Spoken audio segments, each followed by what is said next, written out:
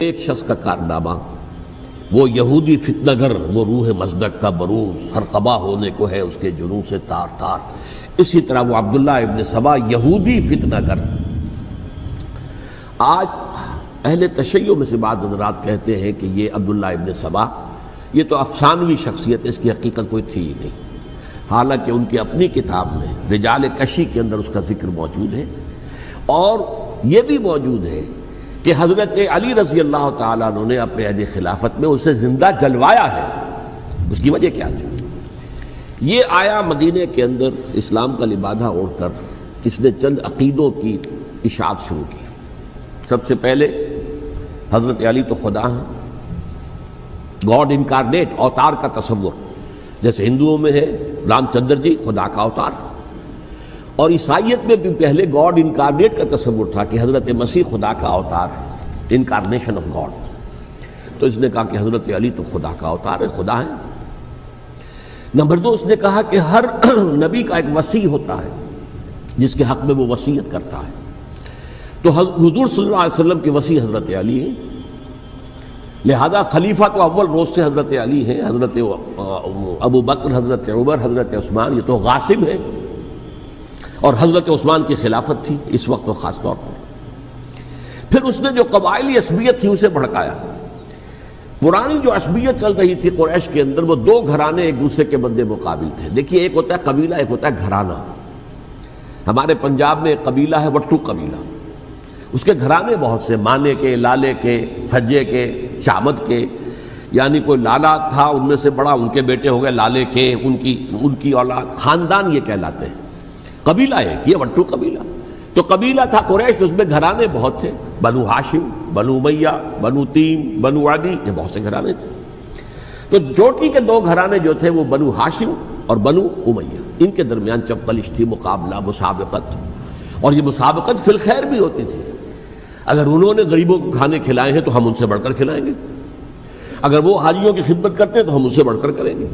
تو ان کے اندر یہ مسابقت فی الخیر بھی تھی، لیکن چپقلش تھی کہ کوئی ہم سے آگے نہ نکل جائے، وہ سمجھتا تھا وہ آگے نہ نکل جائے۔ اس شخص نے اس پرانی عصبیت کو تازہ کیا کہ حضور تو بنو ہاشم میں سے تھے، لہذا خلافت حق ہے بنو ہاشم کا، یہ غاصب ہے۔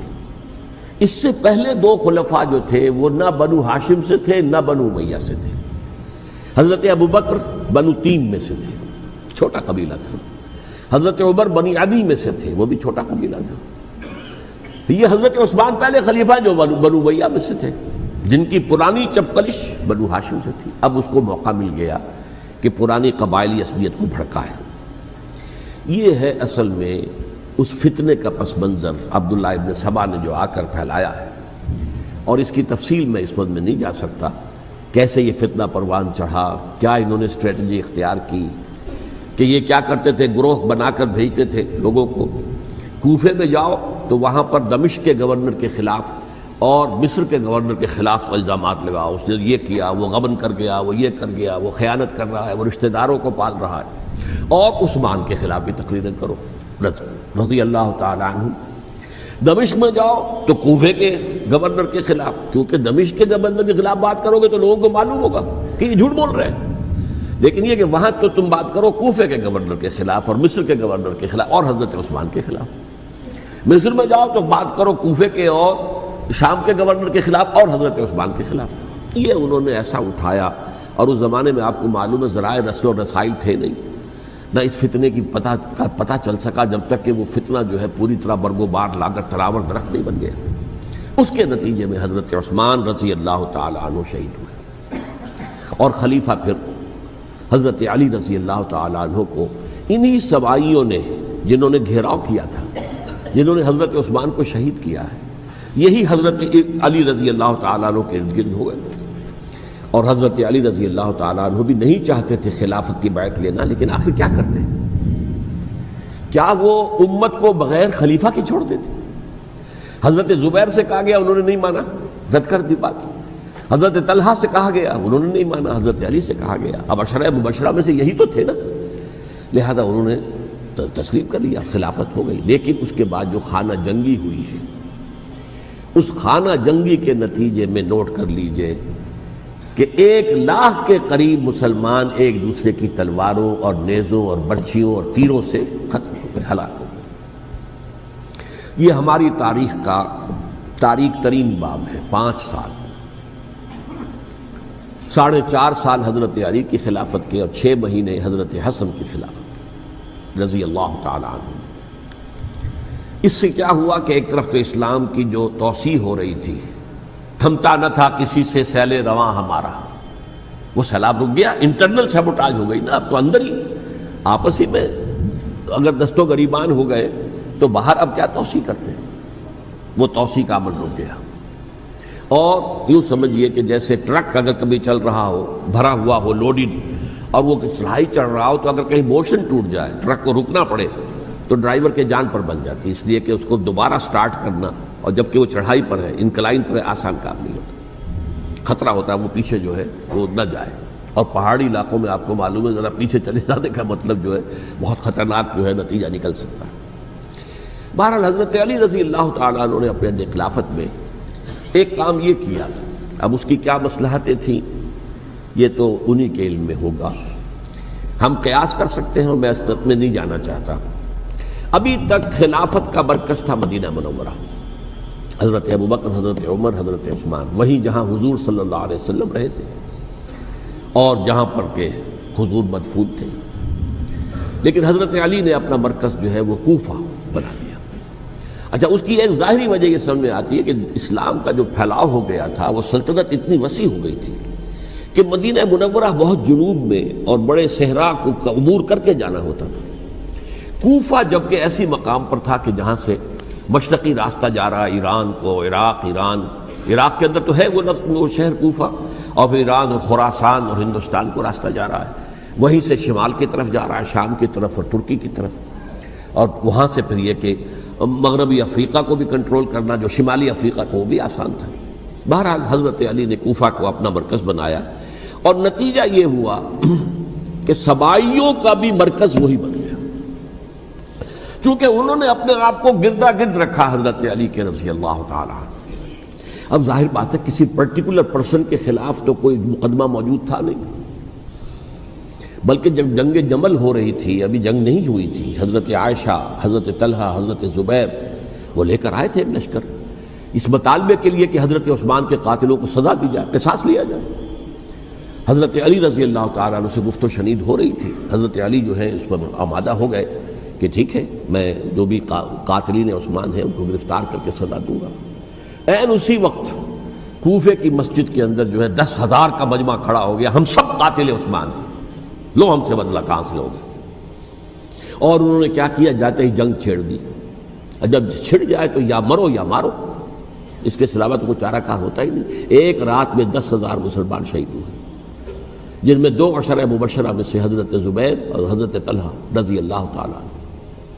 تو یہ صورت تھی، سبائیوں نے گھیراؤ کیا حضرت علی کا رضی اللہ تعالیٰ۔ حضرت معاویہ دعوے دار نہیں تھے خلافت کے، قطعاً نہیں، ان کا صرف ایک دعویٰ تھا، اور وہ یہ تھا کہ عثمان کے قاتلوں کو گرفتار کرو، یا خود سزا دو یا ہمارے حوالے کرو، ہم اس سے قصاص لیں گے۔ اس لیے کہ قبیلہ بنو امیہ کا تھا، اور حضرت ابی معاویہ بنو امیہ میں سے، تو ایک خاندانی طور پر جو ہے ہم قصاص لیں گے ان سے جنہوں نے قتل کیا ہے حضرت عثمان کو۔ لیکن یہاں ظاہر بات ہے کہ حضرت علی رضی اللہ تعالیٰ عنہ کی طرف سے مطالبہ یہ ہوتا تھا، تم پہلے میری بیعت کرو، میرے ہاتھ مضبوط کرو تاکہ میں ان کے خلاف کوئی اقدام کر سکوں۔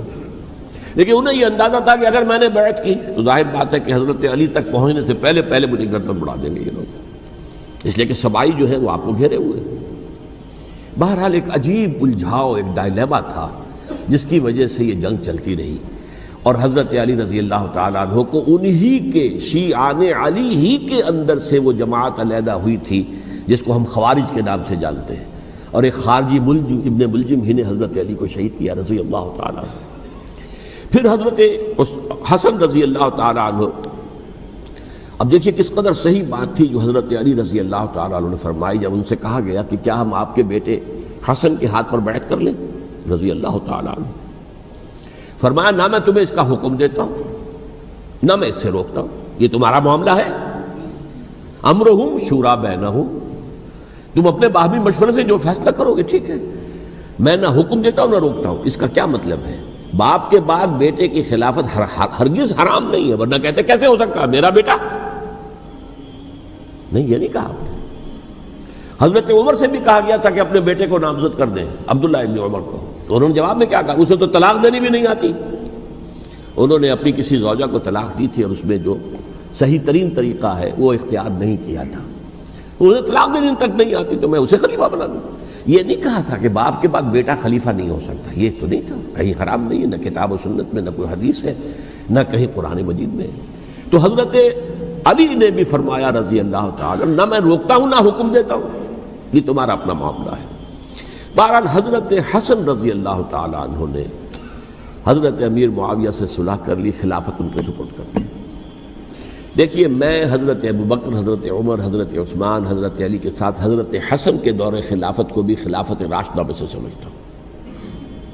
اور تبھی 30 سال پورے ہوتے ہیں اس حدیث کے مطابق کہ حضور نے فرمایا خلافت 30 برس رہے گی، پھر ملوکیت آ جائے گی. تو حضرت حسن کا بہت بڑا کارنامہ یہ ہے کہ اس خانہ جنگی کا دروازہ بند کر دیا. اور یہ پیشن گوئی تھی حضور کی صلی اللہ علیہ وسلم حضرت حسن کو، جب بچے تھے حضور کے انتقال سے پہلے، میرا یہ بیٹا مسلمانوں کے 2 گروہوں میں صلح کرائے گا. یہ حضور کی پیشن گوئی تھی، اور وہ پیشن گوئی حضرت حسن کے علم میں بھی ہوگی یقیناً. بہرحال انہوں نے صلح کی حضرت امیر معاویہ کے ساتھ رضی اللہ تعالی عنہ، خلافت ان کے حوالے کر دی، اور کچھ شرائط تھیں طے ہو گئی. اللہ خیر صلی اللہ. حضور کی تو یہ پیشن گوئی جو ہے صحیح ثابت ہوئی کہ میرا یہ بیٹا مسلمانوں کے 2 بڑے گروہوں کے درمیان صلح کرا دے گا. اور سبائیوں نے انہیں تانے دیے، یا عار المومنین، اے مومنوں کے لیے موجب عار، موجب شرم تم نے بزدلی دکھائی ہے، تم نے امیر معاویہ کو خلیفہ تسلیم کر لیا، تم نے بزدلی دکھائی. معاذ اللہ ثم معاذ اللہ ثم معاذ اللہ. اب میں کچھ باتیں حضرت امیر معاویہ کے بارے میں کہنا چاہتا ہوں، اس لیے کہ وہاں اس میں نے حضرت معاویہ کے بارے میں یہ تو بہت شدت کے ساتھ کہا تھا، اور میں اب بھی اس پر قائم ہوں اور پوری طریقے سے قائم ہوں. میرا مستقل موقف یہی ہے کہ حضرت معاویہ رضی اللہ تعالیٰ عنہ کے دور خلافت کو ہم خلافت راشدہ میں شامل نہیں سمجھتے، اہل سنت میں سے کوئی بھی نہیں سمجھتا. لیکن اس کے ساتھ میں نے حضرت امیر معاویہ کے کچھ مناقب بھی بیان کیے تھے تاکہ پلڑا جو ہے ترازو کا اس کے دونوں پلڑے سامنے آ جائیں. لیکن یہ کہ وہ حصہ میرے اس بیان کا نکال دیا گیا، ختم کر دیا گیا. یہ میں نہیں جانتا کہ اس میں کیا مصلحت دیکھی گئی ہے. اس میں تو کسی کے لیے کوئی معاملہ ایسا نہیں تھا کسی کے جذبات کو جو ہے وہ ٹھیس پہنچانے والا. کیونکہ میں نے کہا وہ خلیفہ راشد نہیں تھے، صاف میں نے کہا، بلکہ وہ دور ملوکیت کا آغاز ان سے ہو گیا ہے. بلکہ جب ایک صاحب نے یہ کہا کہ کربلا کے بعد سے دور ملوکیت آ رہی تھی، تو میں نے کہا نہیں جناب، دور ملوکیت تو 20 سال پہلے پوری ہو چکی تھی، شروع ہو چکی تھی. حضرت امیر معاویہ کے بھی 20 سال جو ہے وہ دور ملوکیت میں شمار ہوتے ہیں. انہیں کسری العرب بھی کہا گیا، عرب کے کسریٰ جو شہنشاہ ایران کا خطاب تھا، حضرت معاویہ رضی اللہ تعالیٰ عنہ کو کسری العرب کہا گیا، عرب کا کسریٰ یہ. لیکن دوسری طرف یہ ہے کہ وہ صحابی رسول ہیں رضی اللہ تعالیٰ، حضور کے برادر نسبتی بھی ہیں، حضور کے سالے ہیں. ان کی ہمشیرہ ام حبیبہ حضور کی زوجہ محترمہ ہیں، ام المومنین ہیں، ام حبیبہ رضی اللہ تعالیٰ عنہ. پھر کس قدر معتمد علیہ تھے حضور کے کہ کاتبان وحی میں شامل تھے. وحی کی کتابت کرنے والے چند لوگ تھے جنہیں کہ حضور کہتے تھے کہ اب یہ آیت لکھ لو. ان میں سے ایک امیر معاویہ بھی رضی اللہ تعالیٰ. تو بڑے توازن کی ضرورت ہے. دیکھیے صحابہ کرام کا جہاں تک تعلق ہے، اہل سنت کا موقف یہ ہے کہ صحابہ کلہم عدول، صحابہ سب کے سب نیک نیت ہیں، اور ان کی روایت جو ہے قبول کی جائے گی، رد نہیں کی جائے گی، ان پر کوئی جرح و تعدیل نہیں ہوگی. اس لیے کہ ان کا تزکیہ محمد الرسول اللہ صلی اللہ علیہ وسلم نے کیا تھا. لہٰذا یہ تو ہو سکتا ہے کہ کسی صحابی سے کوئی خطا ہو جائے، لیکن وہ خطا اجتہادی ہوگی، نیت کی خطا نہیں ہوگی، نیت کی غلطی نہیں ہوگی. اگر کسی صحابی کی نیت پر حملہ کیا جائے تو یہ اصل میں طعن ہے، حملہ ہے حضور پر کہ وہ تربیت دے نہیں سکے اپنے ساتھیوں کو. معاذ اللہ ثم معاذ اللہ ثم معاذ اللہ، وہ تزکیہ کر ہی نہیں سکے. 3 جگہ جو قرآن میں آیا ہے یتلو علیہم آیاتہ ویزکیہم، تو کیا تزکیہ کیا؟ اگر ان کے قریب ترین ساتھی جو تھے، اگر ان کے اندر بھی بدنیتی تھی اور دنیا کی طلب تھی اور دنیا کے اندر اقتدار حاصل کرنے کا جذبہ تھا، تو پھر کیا تزکیہ کیا؟ معاذ اللہ ثم معاذ اللہ۔ لہذا صحابہ سب کے سب عدول ہیں اور ان سے اختلاف ممکن ہے، لیکن ان کی نیت پر حملہ نہیں ہو سکتا۔ تو حضرت امیر معاویہ کی شخصیت ایک چیز ہے، آپ کا دور خلافت دوسری چیز ہے۔ شخصیت کے اعتبار سے صحابی رسول ہیں، برادر نسبتی ہیں حضور کے صلی اللہ علیہ وسلم، اور پھر یہ کہ اس قدر معتمد علیہ ہے صحابہ میں سے کہ وہ کاتبان وحی، یہ عام آدمی کے کرنے کا کام نہیں تھا جو وحی کی کتابت کرے، اللہ کے کلام کی۔ البتہ یہ ہے کہ جیسا کہ میں نے عرض کیا، ان کا دور خلافت راشدہ نہیں ہے، وہ ملوکیت کا دور ہے۔ یہ میں نے جیسا کہ عرض کیا، میں نے ایک صاحب نے جب یہ کہا کہ ملوکیت شروع ہو رہی تھی، میں نے کہا شروع نہیں ہو رہی تھی، ملوکیت تو 20 سال پہلے شروع ہو چکی تھی۔ اسی طریقے سے ایک صاحب نے کہا تھا کہ اسلام کو قائم کرنے کے لیے حضرت حسین میدان میں آئے، میں نے کہا یہ بھی غلط ہے، اسلام تو 60 سال پہلے قائم ہو چکا تھا، نبی اکرم صلی اللہ علیہ وسلم کے دست مبارک سے اسلام قائم ہو گیا، جاء الحق وزهق الباطل ان الباطل کان زہوقا، پھر 30 برس تک وہ کامل شکل کے اندر قائم رہا۔ تو اسلام جو ہے در حقیقت اب قائم کرنے والی بات نہیں تھی، البتہ اس کے اندر زوال شروع ہو گیا تھا، اس زوال کے عمل کو روکنے کے لیے حضرت حسین میدان میں آئے۔ یہ ایک چیز کو صحیح تاریخی پرسپیکٹو میں رکھنا، تو جس طرح سے دین کو قائم کرنے کے لیے دیکھیے قائم تو کیا محمد رسول اللہ صلی اللہ علیہ وسلم والذین معہ رضی اللہ تعالی عنہ، انہوں نے کیا تھا۔ ہاں اب جو ہے وہ اپنی اس شاندار حیثیت سے نیچے گرنے لگا تھا، وہ میں بعد میں عرض کروں گا کہ میں نے اسے کیا عرض کیا تھا کہ یہ اس زوال کو روکنے کے لیے کسی طریقے سے یہ اپنی اصل حقیقت میں قائم رہے، یہ حضرت حسین رضی اللہ تعالیٰ عنہ کی سعی تھی۔ اچھا، حضرت امیر معاویہ کے جو 20 سال ہیں وہ پورے امن، سکون، اطمینان، کوئی جھگڑا، کوئی فساد، کوئی اختلاف، کوئی باہمی خانہ، کچھ نہیں، 20 سال۔ یہ بھی تاریخ کی بڑی چشم کشا حقیقت ہے جو عام طور پر لوگوں کے علم میں نہیں ہے۔ سبائی بھی دبتے رہے، حضرت امیر معاویہ کی حکومت اتنی مضبوط تھی، کنٹرول، کہ ان کو کچھ سر اٹھانے کا موقع نہیں ملا۔ موجود تھے، دبکے رہے، جیسا کہ میں نے کہا ریولوشن کے آخری مرحلے پر آ کر جو مخالفین ہیں وہ دب جاتے ہیں کہ پھر دیکھیں گے موقع ملے گا تو پھر لیں گے ان سے حساب کتاب۔ 20 سال رہے ہیں پورے امن کے، 10 سال کے بعد یعنی درمیان میں ہے حضرت امیر معاویہ کا عہد خلافت۔ ایک صحابی جو کہ بزرگ صحابہ میں سے ہیں، مغیرہ ابن شعبہ رضی اللہ تعالی عنہ، وہ آتے ہیں اور وہ کہتے ہیں کہ دیکھیے امیر المومنین، کتنی بڑی خانہ جنگی رہی تھی مسلمانوں کی آپس میں، اور اب بھی اگر آپ کسی کو نامزد کیے بغیر چھوڑ گئے امت کو تو پھر خانہ جنگی ہو جائے۔ 1 لاکھ اس وقت جو ہے وہ ہلاک ہوئے تھے، نہ معلوم اب کتنے ہلاک۔ لہٰذا آپ اپنی زندگی ہی میں نامزد کر دیجئے کسی کو خلیفہ، ولی عہد بنا دیجئے۔ حضرت امیر معاویہ نے ابتداءً جو ہے انکار کیا نہیں، لیکن ان کے دلائل ایسے تھے وزنی، اور میں سمجھتا ہوں کہ وہ بات صحیح تھی جو مغیرہ ابن شعبہ نے کہی، اس لیے کہ اب صحابہ کرام میں سے جو کبار صحابہ تھے وہ تو سب دنیا سے رخصت ہو چکے تھے۔ اب تو یا صغار صحابہ رہ گئے تھے جو حضور کے زمانے میں بچے تھے، حضرت حسن، حضرت حسین، عبداللہ ابن زبیر، یہ بچے ہی تھے نا، یا تو وہ تھے، اور یا بالکل نو مسلم تھے، اور نو مسلموں میں بڑی تعداد وہ تھی جو ایرانیوں کی تھی، شامیوں کی تھی، ادھر کی تھی، تو ان کو تو ظاہر بات ہے کہ تربیت نبوی سے کیا خلافت راشدہ سے بھی اکثر و بیشتر کو کوئی حصہ ملا ہی نہیں۔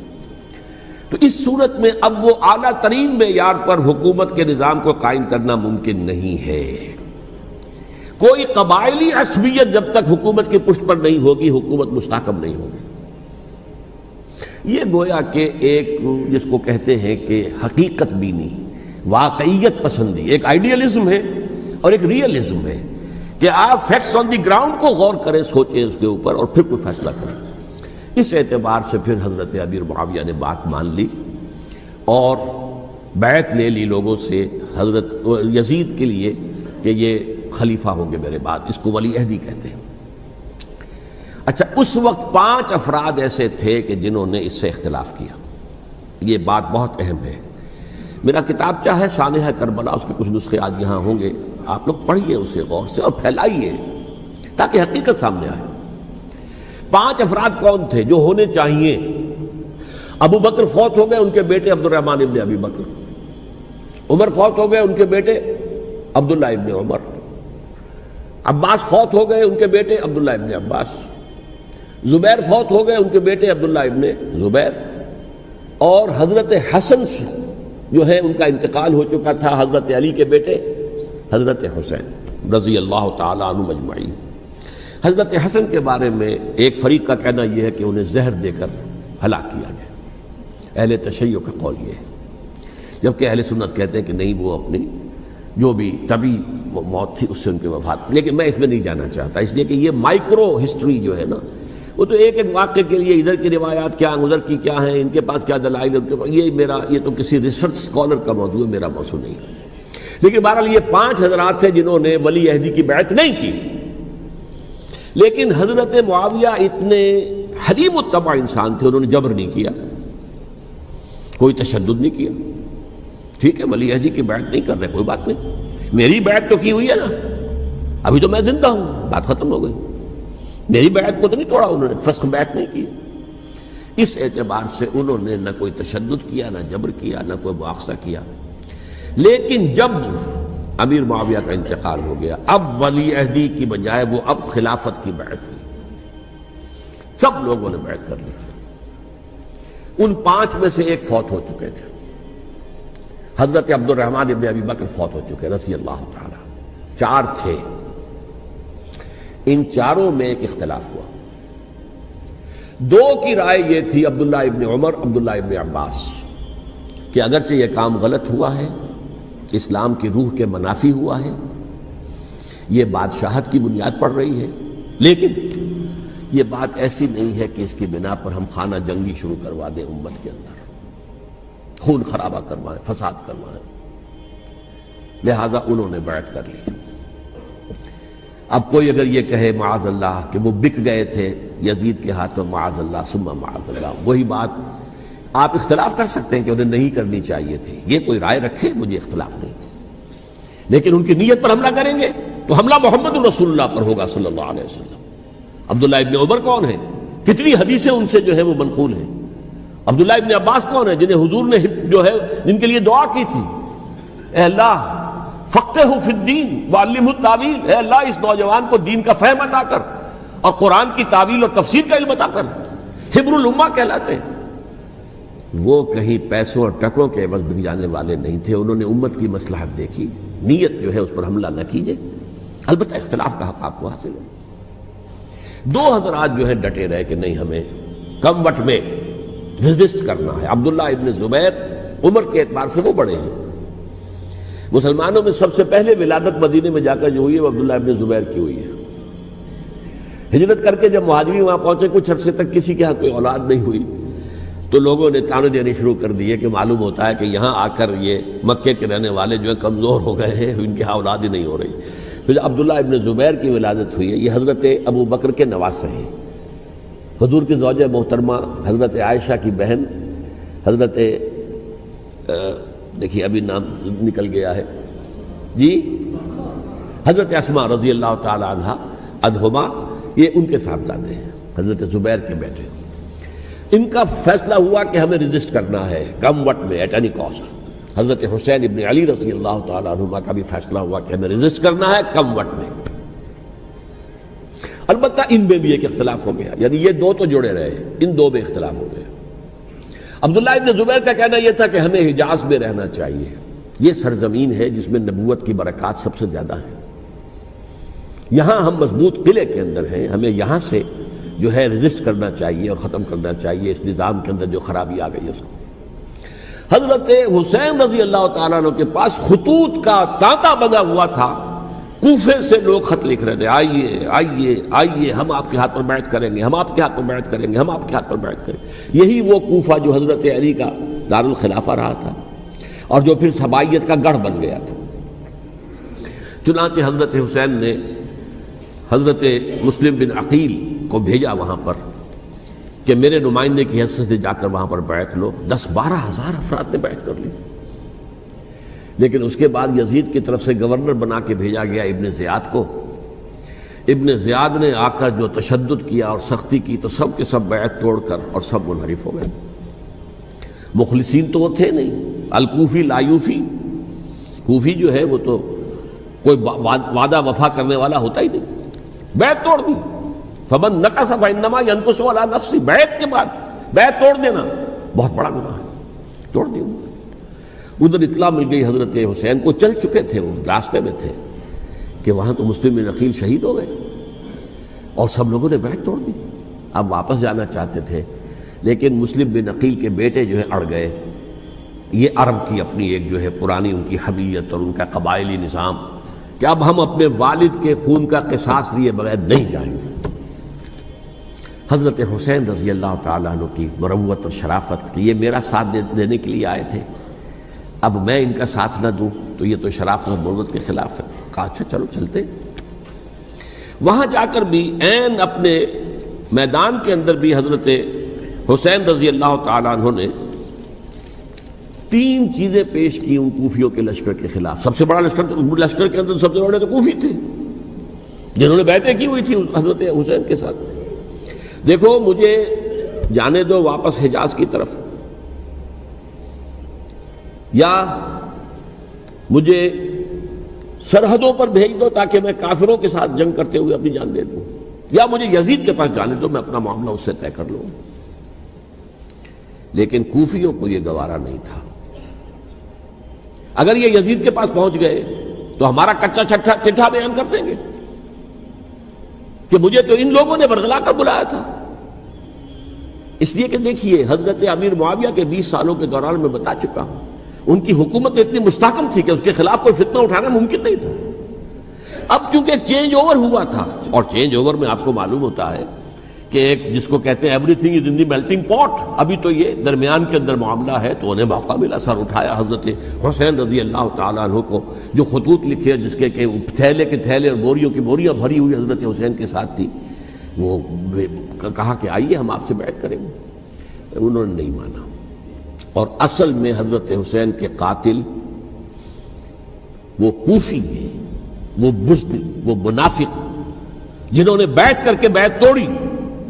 اور اب وہ آ گئے کہ اگر یہ حسین رضی اللہ تعالیٰ عنہ بچ کر کہیں یزید کے پاس پہنچ گئے تو پھر ہمارا کچا چٹھا جو ہے وہ سامنے آ جائے گا اور ہماری پھر شامت آ جائے گی. لہذا انہوں نے قتل کیا حضرت حسین کو رضی اللہ تعالیٰ. ایک بات جو علامہ ڈاکٹر قلب صادق نے فرمائی، اور مجھے میرے علم میں یہ بات پہلے نہیں تھی، وہ یہ کہ حضرت حسین کے قتل کا فتویٰ ایک بہت بڑے مفتی نے دیا تھا. یہ بات بھی ذرا سمجھ لیجئے.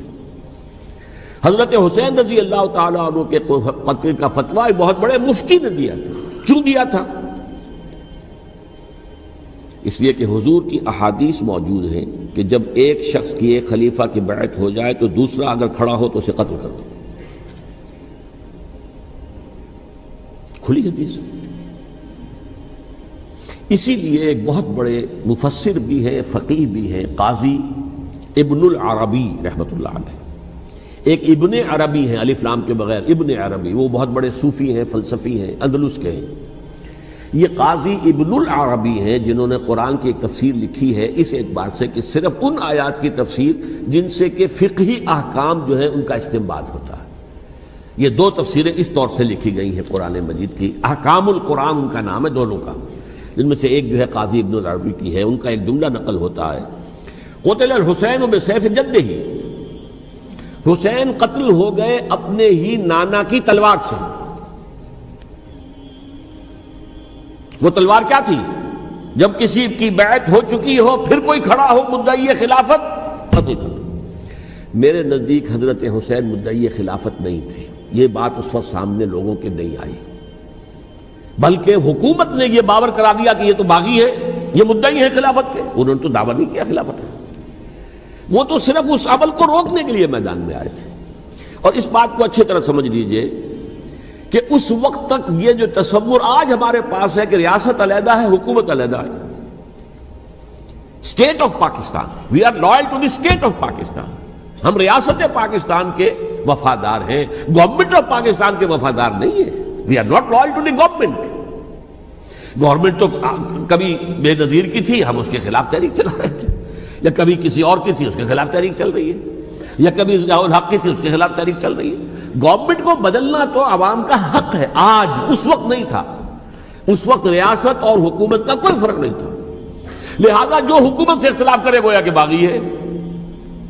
یہ ہے اصل میں وہ پیچیدہ مسئلہ کہ کیوں کسی مفتی نے فتویٰ دے دیا، اس لیے کہ اس وقت تک ریاست اور حکومت کا فرق واضح نہیں تھا دنیا پر۔ یہ تو ابھی کوئی 100-150 سال کی بات ہے کہ آج ہمارا جو پولیٹیکل سائنس کا ایولیوشن ہوا ہے وہ اس اسٹیج تک پہنچ گیا ہے کہ اسٹیٹ علیحدہ ہے، حکومت علیحدہ ہے۔ حکومت تو اسٹیٹ کے 3 آرگنز میں سے ایک آرگن ہے، ایڈمنسٹریشن حکومت کی ہے، جوڈیشری ہے اور لیجسلیچر ہے، 3 آرگنز ہیں بڑے بڑے، ان میں سے ایک ہے۔ تو حکومت کو بدلنا تو عوام کا حق ہے، چاہے وہ ووٹ کے ذریعے بدلے چاہے ایجیٹیشن، اگر پرامن ایجیٹیشن ہے اس سے حکومت کو بدلنے کا حق حاصل ہے دستوری طور پر ہر اعتبار سے۔ اس وقت یہ نہیں تھا، لہذا صورتحال یہ بن گئی کہ حکومت وقت نے باور کرا دیا مسلمانوں کو، ورنہ سوچئے نواسہ رسول کو قتل کرنا کوئی آسان کام تھا؟ آخر سب کلمہ گو تھے کہ نہیں تھے؟ کلمہ گو تو تھے نا، اور حضور سے عقیدت اور محبت میں کمی، لیکن یہ کہ فتویٰ اگر ایک بہت بڑے مفتی کا، جو کہ حضرت علامہ ڈاکٹر قلب صادق صاحب نے فرمایا، مجھے اس مفتی کا نام بھی معلوم نہیں، کہ ایک مفتی ہی کا فتویٰ تھا وہ، جس کے بنا پر اب ان لوگوں نے حضرت حسین کو قتل کیا، اور یہی وجہ ہے کہ انہوں نے پھر خیموں کو بھی آگ لگا دی۔ وائی حالانکہ دیکھیے اگر دشمنی کا انتقام ہوتا تو حضرت علی بن حسین جو بیمار تھے، جو بعد میں زین العابدین رحمۃ اللہ علیہ کے نام سے پھر یہ اہل تشیع کے چوتھے امام معصوم ہیں، حضرت علی، حضرت حسن، حضرت حسین، اور پھر حضرت علی بن حسین زین العابدین رحمۃ اللہ علیہ، کیا ان کو بھی قتل کر دیتے؟ حضرت حسین کی نسل ہی ختم ہو جاتی، لیکن نہیں کیا۔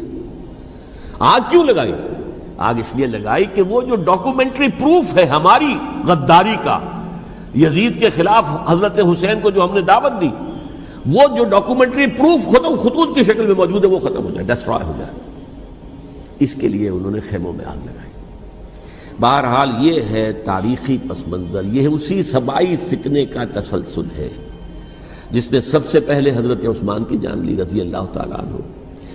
5 سال تک مسلمانوں میں خانہ جنگی رکھی، حضرت علی کو پھر شہید کیا، اور اس کے بعد جو ہے 20 سال حضرت امیر معاویہ کے تو سر نہیں اٹھا سکے، لیکن پھر جب ایک چینج اوور ہو رہا تھا تو اس وقت انہوں نے موقع غنیمت سمجھا کہ اب کھڑے ہو جاؤ اور اب دوبارہ ایک فتنہ جو ہے اس کو امت کے اندر پیدا کر دو۔ اچھا، اس معاملے میں ایک بات جو میں نے وہاں کہی کہ ہمارے ہاں شاعرانہ جو مبالغہ آمیزی ہے، یہ میری گفتگو کا حصہ انہوں نے حذف کر دیا ہے، اور میں نے ایک سنی شاعر، بہت بڑے عالم، جن کے حوالے سے آج بھی میری تقریر ہوگی خالق دینہ ہال میں، مولانا محمد علی جوہر کے ایک شعر کے حوالے سے کہا کہ قتل حسین اصل میں مرگ یزید ہے، اسلام زندہ ہوتا ہے ہر کربلا کے بعد۔ میں نے کہا بالکل محمل شعر ہے، اسلام مرا ہی نہیں تھا، زندہ ہونے کا کیا سوال؟ اور اگر کسی درجے میں مزمحل یا زخمی ہوا تھا تو وہ تو رہا، کربلا کے بعد بھی رہا، یزید کی حکومت بھی رہی، بنو امیہ کی حکومت بھی چلی، کوئی تبدیلی تو نہیں آئی۔ یہ کیا کہہ رہے ہیں؟ اسلام زندہ ہوتا ہے کربلا کے بعد؟ میں نے کہا اسلام مرا نہیں تھا۔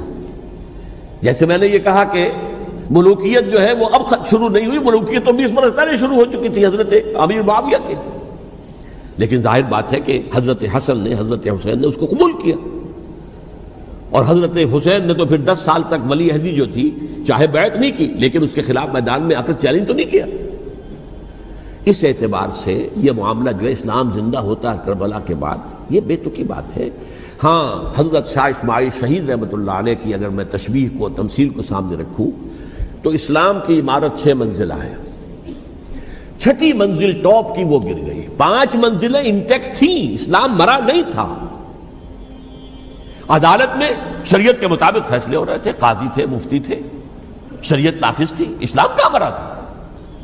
جبکہ خود کہہ رہے ہیں علامہ قلب صادق کے ایک مفتی کے فتوے سے حضرت حسین کو قتل کیا گیا۔ اب وہ مفتی کی رائے، اس کی بدنیتی ہو، جو بھی ہو، وہ جانے، اللہ جانے، لیکن عام مسلمان کیا کرے؟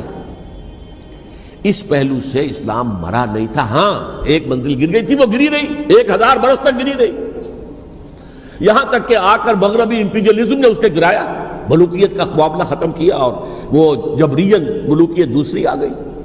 ورنہ وہی بادشاہی چلی ہے. بلکہ دور بنو امیہ میں وہ بادشاہی پوری طرح اس نے بالوں پر نہیں نکالے تھے، اصل بالوں پر تو اس نے نکالے ہیں دور بنو عباس میں آ کر. اور پھر سلاطین جو ہے ترک، جو ترک خلفاء ہے، ان کا بھی بادشاہت تھی، اور کیا تھا، وہ خلافت تو نہیں تھی.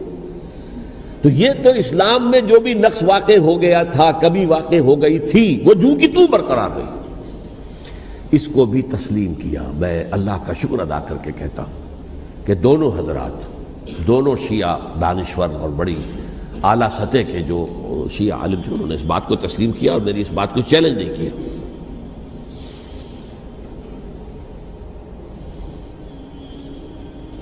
اصل میں تیسری بات میں نے یہ کہی کہ دیکھیے حضرت حسین رضی اللہ تعالی عنہ کی اس شہادت کے بعد، اس کے بعد واقعہ حرہ بھی ہوا، جو واقعہ کربلا سے بھی بعض اعتبارات سے زیادہ بھیانک اور زیادہ گھناؤنا واقعہ ہے بنو امیہ کی تاریخ ہے، جس کو لوگ جانتے ہی نہیں. مدینہ کے کچھ لوگوں نے بغاوت کی اور انہوں نے اس کے خلاف فوج بھیجی، اور فوج کو جب مدینہ فتح کر لیا، 3 دن کے لیے حلال کر دیا، جو چاہو کرو، یہاں جسے چاہو مارو، جسے چاہو لوٹو، جس کا گھر چاہو برباد کرو، جس عورت کو چاہو ریپ کرو. اور یہ مدینہ النبی کے اندر ہوا ہے. تو کاٹ کھانے والی ملوکیت کے اندر بہت سے واقعات ہوئے. عبداللہ ابن زبیر کھڑے ہوئے، انہوں نے حکومت قائم کی تھی، لیکن یہ کہ وہ تو 6 سال کے لیے کامیاب بھی رہے، ایک حکومت قائم کی، بنو امیہ کے ہاتھ پر بیعت نہیں کی، بالآخر ان کی حکومت بھی ختم ہو گئی. پھر حضرت زید کھڑے ہوئے، انہوں نے بغاوت کی، وہ بھی ناکام رہ گئے. پھر بنو عباس میں کھڑے ہوئے حضرت نفس زکیہ، حضرت حسن رضی اللہ تعالیٰ عنہ کے اولاد میں سے، وہ بھی ناکام ہو گئے، شہید ہو گئے. پھر یہ سمجھ لیا گیا کہ اب یہ جہاں تک 6ٹھی منزل ہے وہ تو دوبارہ تعمیر نہیں ہو سکتی.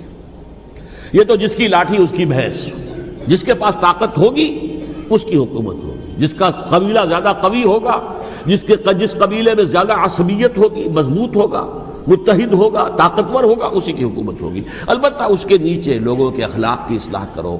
صوفیاء کرام نے وہ کام اپنے ذمے لیا، اور بالکل وہی کام ہے کہ جو ائمہ اہل بیت کرتے رہے. حضرت حسن کی اولاد میں پھر حضرت علی بن حسین رضی اللہ تعالی، حضرت حسین کی اولاد میں پھر امام محمد باقر، امام محمد جعفر صادق، اور اس کے بعد بھی 5 اور. کسی نے بغاوت نہیں کی. جیسے علماء کرام کام کر رہے تھے اور جیسے صوفیاء کرام کام کر رہے تھے، ایسے ہی وہ مسلمانوں کی علمی تربیت، روحانی تربیت و تزکیہ کر رہے تھے. کسی نے حکومت کو چیلنج نہیں کیا. نوٹ کر لیجیے اس بات کو. حضرت علی نے بھی چیلنج نہیں کیا تھا، حضرت حسن نے چیلنج نہیں کیا، خود صلح کر لی.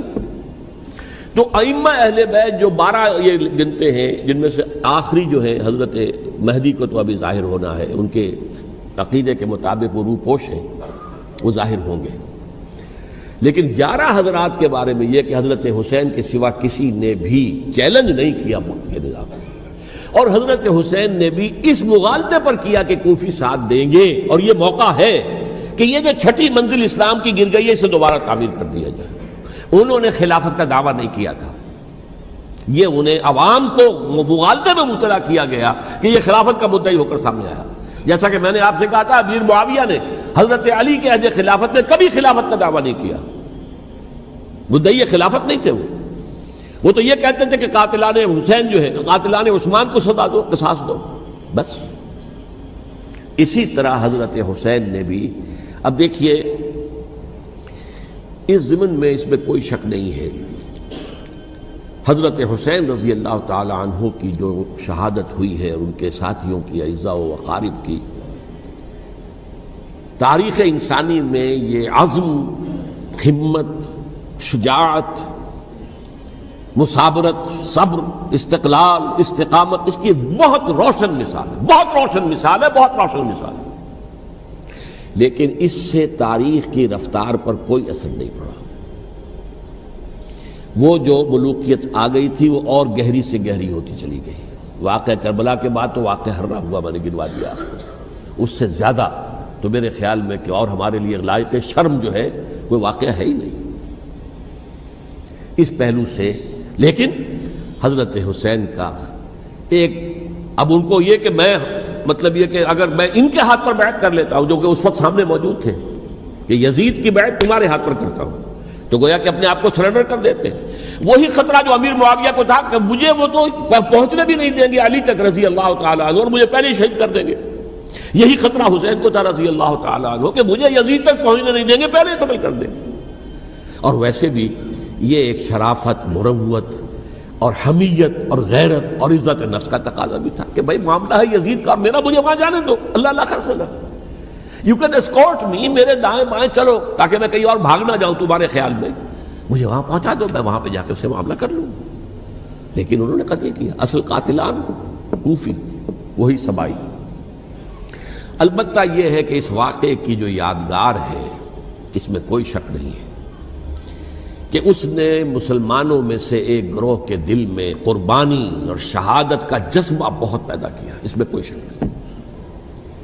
اور جس طریقے سے کہ عاشورہ محرم میں یاد منائی جاتی ہے، جس طریقے سے اس نے اہل تشیع کے اندر قربانی کا جذبہ بے انتہا پیدا کر دیا، اگرچہ وہ جذبہ بروئے کار نہیں آتا، اس لیے کہ ان کے ہاں یہ عقیدہ ہے، یہ طے ہے کہ جب تک حضرت مہدی ظاہر نہیں ہوں گے ہم کسی کے خلاف بغاوت نہیں کریں گے۔ یہ پوری تاریخ میں ان کا معاملہ رہا، تمام جو ہے ائمہ اہل بیت کا معاملہ رہا، جب تک مہدی نہیں آتے keep sitting and keep waiting, wait and see, that's all. یہ تو خمینی صاحب نے کیا ہے، آیت اللہ خمینی صاحب نے، کہ انہوں نے یہ ایران کے شیعوں کو باور کرایا کہ بھائی جب آئیں گے حضرت مہدی آ جائیں گے، لیکن ہم اب ہاتھ پر ہاتھ کر بیٹھے رہیں، باطل کو چیلنج بھی نہ کریں، ہمیں کچھ تو کرنا چاہیے، وہ ہاتھ پاؤں ہلانے چاہیے، اور کچھ نہیں تو مہدی کا راستہ جو ہے صاف کرنا چاہیے، تمہید کرنی چاہیے، ان کے راستہ ہموار کیا جائے۔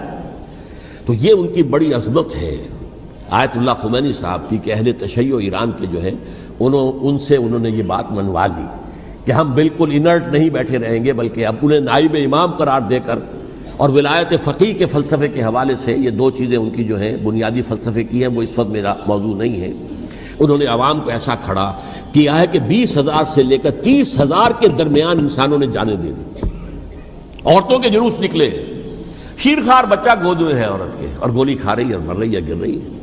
آپ سوچئے زندگی کتنی عزیز ہوتی ہے، اور شیرخوار بچے کے لیے ماں کی جو زندگی ہے، اس ماں کو اپنی زندگی کتنی عزیز تر ہوگی کہ اپنے لیے نہیں تو اس بچے کے لیے مجھے جینا ہے، لیکن نہیں، گولیاں کھائیں اور گری۔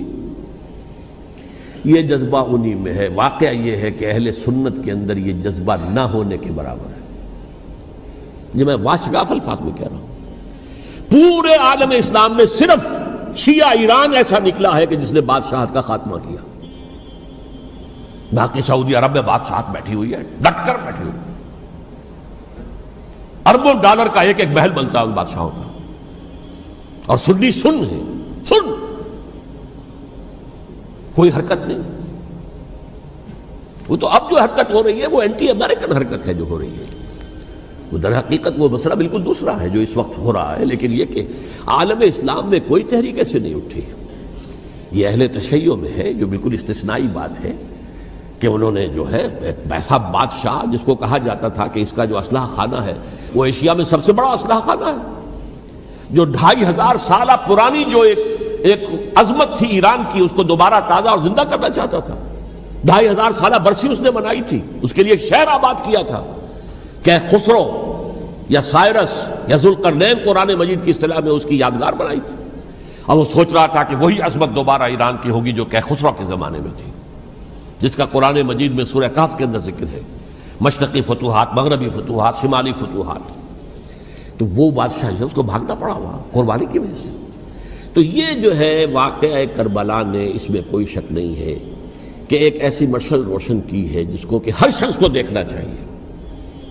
یہ بھی انسان، جیسے کہ اقبال نے ایک شعر کہا تھا غالب کے لیے، فکر انسان پر تیری ہستی سے یہ روشن ہوا ہے، پرے مرغ تخیل کی رسائی تاک ہو جا، تو فکر انسان پر حضرت حسین کی قربانی سے یہ واضح ہوا ہے کہ انسان کس حد تک جا سکتا ہے قربانی دینے کے لیے اپنے کسی مقصد کے لیے۔ مقصد ان کا جو تھا، میں نے اسی لیے آیت پڑھی تھی، معاذ اللہ ثم معاذ اللہ۔ میں ایک آخری بات جو کہہ رہا ہوں وہ نوٹ کر لیجئے، ایک خاص انتہائی نقطۂ نظر کے عام کیے جانے کی وجہ سے سنیوں میں بھی ایک انتہائی رد عمل پیدا ہوا ہے، ایکسٹریم رائٹسٹ سنیز۔ اگر ایک طرف سے حملہ کیا گیا ہے حضرت عثمان کی نیت پر، ان کو خیانت کا الزام لگایا گیا، ان پر اقربا پروری کا الزام لگایا گیا، حضرت ابو موسیٰ شریف پر خیانت اور غداری کا الزام لگایا گیا، یہ ساری چیزیں اگر صحابہ کرام کے اوپر ہوئی ہیں، امیر معاویہ پر، امیر اور عمرو بن العاص پر، تو جواب میں کچھ لوگ کھڑے ہو گئے، حضرت علی وہ اقتدار کے طالب تھے، معاذ اللہ ثم معاذ اللہ ثم معاذ اللہ۔ یہ اہل سنت کا موقف نہیں ہے۔ حضرت حسین اقتدار کے طالب تھے، ہرگز نہیں، ہرگز نہیں، ہرگز نہیں۔ وہی اصول جو میں نے بتایا تھا سب کے لیے لاگو رہے گا، وہ امیر معاویہ کے لیے ہے تو حضرت علی کے لیے بھی ہے، حضرت حسین کے لیے بھی ہے۔ یہ نیک نیت ہے، آپ ان کی کسی رائے سے اختلاف کر سکتے ہیں لیکن ان کی نیت پر حملہ نہیں کریں گے۔ نیت پر حملہ کریں گے آپ کا ایمان بالرسالت جو ہے وہ مجروح ہو جاتا ہے۔ یہ رسول کے ساتھ بھی ہے، رسول نے ان کا تزکیہ کیا، یتلو علیہم آیاتہ ویزکیہم، اس کا سارا عمل محمد کا کیا ہوا صلی اللہ علیہ وسلم۔ تو صحابی کے معاملے میں یہ ہمارے ہاں ان کو اہل سنت جو ہیں، جو معتدل مزاج کے، اور اکثریت ان کی، یہ تو چند لوگ ہیں، ذرا قلم چلا لیتے ہیں تو ان کی بہت سی کچھ چھوٹی چھوٹی کتابیں بھی شائع ہو گئی ہیں بہت، لیکن انہیں اہل سنت نے قرار دیا ناسبی یا خارجی۔ جیسے خوارج نے کہا تھا حضرت علی بھی کافر ہے اور حضرت امیر معاویہ بھی کافر ہے، حضرت عمرو بن العاص بھی کافر ہے، معاذ اللہ ثم معاذ اللہ۔ ایسے ہی کچھ لوگ حضرت حسین پر بھی الزام لگاتے ہیں کہ اقتدار کی ہوس اور طلب کے اندر انہوں نے یہ سارا سفر کیا تھا، اور بس یہ ہے کہ وہ جو بازی تھی وہ ہار گئے، اللہ اللہ خیر صلی اللہ، اس سے آگے کیا ہے معاملہ؟ نہیں، معاذ اللہ ثم معاذ اللہ۔ اسی لیے میں نے آیت آج جو پڑھی تھی ایک اور جو بہت بظاہر آپ کو معلوم ہوئی ہوگی، غیر متعلق ہے میرے آج کے عنوان سے، تلک الدار الآخرۃ نجعلھا للذین لا یریدون علوا فی الارض ولا فسادا۔ یہ سورہ قصص کے آخری آیات میں سے، دیکھو یہ آخرت کا گھر جو ہے وہ ہم خاص کر دیں گے ان لوگوں کے لیے جو اس زمین میں اپنے اقتدار کے طالب نہیں ہوتے۔ زمین میں اقتدار کے طالب ہوگے فساد ہو جائے گا، تم بھی طالب میں بھی طالب، جھگڑا ہوگا، لڑائی ہوگی، دنگا ہوگا، فساد ہوگا۔ تلک الدار الآخرۃ نجعلھا للذین لا یریدون علوا فی الارض ولا فسادا۔ جو لوگ زمین میں اپنے اقتدار کے طالب اور اس کے نتیجے میں فساد پیدا کرنے والے نہیں ہیں، ان کے لیے ہم نے آخرت کا گھر خاص کیا ہے۔ والعاقبۃ للمتقین، اور عاقبت جو ہے، انجام کار، آخرت جو ہے وہ تو متقیوں کے لیے ہے۔ اسی میں آئیں گے سب صحابہ کرام، خواہ وہ حضرت علی ہیں رضی اللہ تعالیٰ عنہ، اور خواہ وہ حضرت امیر معاویہ ہیں، حضرت عثمان ہیں رضی اللہ تعالیٰ عنہما، خواہ حضرت حسن ہیں، حضرت حسین ہیں رضی اللہ تعالیٰ عنہما، خواہ عبداللہ ابن زبیر ہیں، خواہ عبداللہ ابن عباس ہیں، خواہ عبداللہ ابن عمر ہیں رضی اللہ تعالیٰ عنہم اجمعین۔ اس اصول کو سامنے رکھ کر اختلاف آپ کر سکتے ہیں کسی سے بھی، لیکن کسی کی نیت پر حملہ کریں گے تو اصل میں آپ کا ایمان بالرسالت مجروح ہو جائے گا۔ علی کو نبی اکرم صلی اللہ علیہ وسلم نے اپنا نائب بنا کر چھوڑا تھا جب غزوہ تبوک میں جا رہے تھے مدینے میں۔ حضرت علی نے کہا بھی کہ مجھے آپ عورتوں کے ساتھ بٹھا کے جا رہے ہیں۔ فرمایا تمہارا مقام میرے ساتھ وہی ہے جو موسیٰ کے ساتھ ہارون کا تھا۔ ہارون کو چھوڑ کر گئے تھے نا یہودیوں کے پاس جب گئے تھے تورات لینے کے لیے، تو تمہارا وہی مقام ہے میرے ساتھ۔ تو یہ حضرت علی ہے رضی اللہ، ان کے بارے میں میرا، ان کی کیا عظمت میری نگاہ میں۔ تو یہ 3 کتابچے ہیں، مجھے نہیں معلوم تیسرا یہاں ہے یا نہیں ہے، بہرحال آپ لوگوں کو ریکمینڈ کر رہا ہوں کہ ان کا مطالعہ کریں۔ اب یہ کہ آخری بات یہ ہے کہ اصل ہمارے کرنے کا کام کیا ہے۔ دیکھیے کیوں نہیں کیا کسی نے بھی خروج کا معاملہ، وہ میں واضح کر چکا ہوں، بغاوت نہیں کی، کیوں؟ ایک تو ریاست اور حکومت میں فرق نہیں تھا، ذرا کھڑا ہو اور وہ باغی قرار پائیں گے، واجب القتل ہو جائیں گے، فتوے کی زد میں آ جائے، یہ معاملہ تھا۔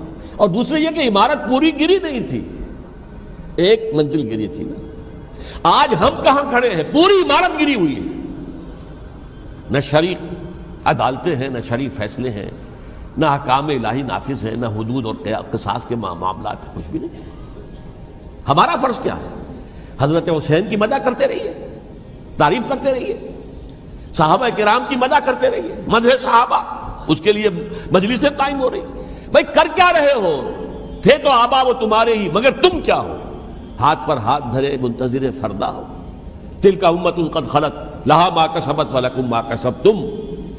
وہ تو ایک امت تھی جو چلی گئی، اللہ کے ہاں پہنچ گئے، جو کچھ انہوں نے کمایا وہ ان کے لیے، تمہارے لیے نہیں ہے۔ تمہارے لیے وہ ہوگا جو تم کماؤ گے۔ ہمارے لیے راستہ اب یہی ہے کہ خلافت راشدہ کے مکمل نظام کو اثر نو قائم کرنے کے لیے منہج انقلاب نبوی کو اختیار کریں۔ میری کتاب اس پر، کیسٹس اس پر، آڈیو کیسٹس، ویڈیو کیسٹ، سی ڈیز، نہ معلوم ڈی وی ڈی، سب کچھ موجود ہے۔ سیرت النبی پر تو میں عرض کر چکا ہوں، فلسفہ سیرت النبی سمجھنا ہے تو میری کتاب پڑھیے، ورنہ سیرت النبی آپ پڑھ لیں گے، واقعات معلوم ہو جائیں گے، فلسفہ سیرت سامنے نہیں آئے گا۔ اس کا آپ مطالعہ کریں گے میری کتاب سے۔ اور دوسرے یہ کہ یہ خلافت قائم کرنے کے لیے جو جد و جہد ہم کر رہے ہیں، تحریک خلافت پاکستان جس کا میں داعی ہوں ادنا سا، وہ تنظیم نہیں ہے، میں اس کا امیر نہیں، وہ ایک تحریک ہے۔ جیسے تحریک پاکستان کہلاتی تھی، جس کی تنظیم تھی مسلم لیگ، پارٹی کا نام مسلم لیگ تھا، لیکن تحریک پاکستان، اس طرح تحریک خلافت پاکستان وہ ہم نے چلائی ہے تنظیم اسلامی کے تحت۔ یہ خلافت جب پہلی چلی تھی آج سے 84 سال قبل، نومبر 1921 میں خالد دینا ہال میں وہ مقدمہ چلا تھا، جس کے نتیجے میں بڑے بڑے جو لیڈر تھے ہمارے، مولانا محمد علی جوہر اور مولانا حسین مدنی اور مولانا ابوالکلام آزاد، ان سب کو 2 سال کی قید کی سزا سنائی گئی تھی، بغاوت، مقدمہ بغاوت، یہ خالد دینا ہال۔ اسی میں سن 91 یا 92 میں نے 3 دن تقریریں کی تھیں، جن میں آج سے پھر میں 3 تقریریں کرنے والا ہوں، ایک آج شام کو، ایک کل شام کو رات 9 بجے، آج بھی کل بھی، ایک پرسوں اتوار کی صبح کو 10 بجے ہے کیا 11 بجے۔ تو ان میں آپ حضرات شرکت فرمائیں، تاکہ اصل جو ہمارے کرنے کا کام ہے، تاریخ کو بھی سمجھنا چاہیے، تاریخ کے عوامل کیا ہیں، کیا پس پردہ عوامل کار فرما تھے، کیا کسی شے کی اصل حقیقت ہے، وہ سمجھنا چاہیے۔ لیکن یہ ہے کہ اس اعتبار سے میں نے جب یہ لفظ استعمال کیا تھا اس مذاکرے میں، لپ سروس، کہ یہ ہم صرف لپ سروس کرتے رہے، مدح کے بیان کرتے رہے، منقبت بیان کرتے رہے، حضور کی نعتیں کہتے رہے، تو اس سے تو بات نہیں بنے گی جب تک کہ وہ فرض منصبی شہادت علی الناس کا جو ہمارے ذمے ہے بحیثیت امت محمد صلی اللہ علیہ وسلم، اس کو ادا نہ کرے۔ مجھے خوشی ہے کہ اس کی بھی تائید دونوں حضرات نے کی، ہاں یہ لپ سروس کا معاملہ ہے۔ اللہ تعالی حضرت حسین کے نقش قدم پر چلتے ہوئے، بلکہ اصل میں تو ہمارے لیے اسوہ رسول ہے محمد صلی اللہ علیہ وسلم کا، اس پر چلتے ہوئے ہم پاکستان میں اسلام کا نظام خلافت قائم کرنے کی جد و جہد کریں۔